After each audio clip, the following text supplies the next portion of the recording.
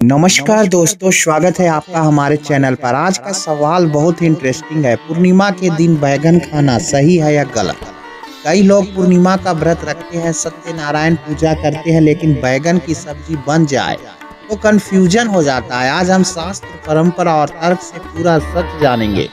Video अंत तक जरूर देखिएगा, लाइक और सब्सक्राइब करना ना भूलिएगा। दोस्तों, हिंदू परंपरा में पूर्णिमा के दिन कई चीजें विशेष रूप से ध्यान रखी जाती है। पूर्णिमा व्रत में आमतौर पर सात्विक और फलाहारी भोजन किया जाता है, जैसे दूध, दही, माखन, फल, आलू, मखाना, साबूदाना और कुट्टू। बैगन को कई जगह तामसिक माना जाता है। क्यों?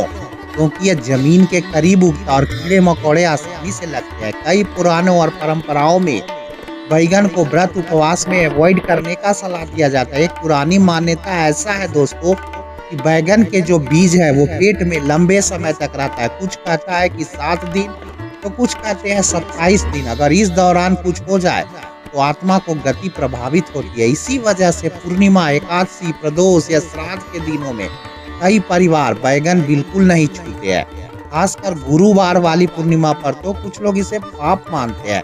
लेकिन सच्चाई क्या है दोस्तों? शास्त्रों में बैगन को पूरी तरह निषिद्ध नहीं कहा गया है।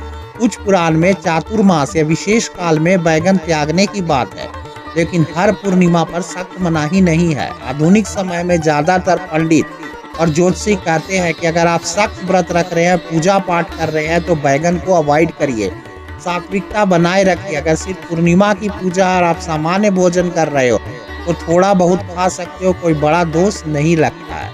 दोस्तों, ध्यान रखने वाली बात है कि पूर्णिमा पर प्याज, लहसुन बिल्कुल नहीं, और बैगन भी अगर खाएं तो तेल मसाला कम और सात्विक तरीके से। तो अंत में फैसला आपका है। जीवन मेरी ये सलाह है दोस्तों, सुरक्षित रास्ता अपनाइए। पूर्णिमा के दिन बैगन ना खाइए, इसके बजाय है आलू है, मटर है, मखाना है, पनीर है, दही है, फल है, खीर है, हलवा बनाइए।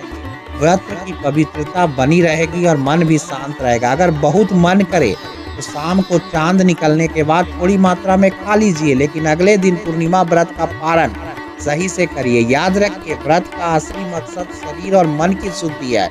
एक सब्जी से ज्यादा महत्व भक्ति, श्रद्धा और संयम का है। तो दोस्तों, पूर्णिमा पवित्र दिन है। छोटी छोटी बातों में हम अपनी श्रद्धा को और भी मजबूत बना सकते हैं। आपकी राय क्या है? कमेंट में जरूर बताइएगा।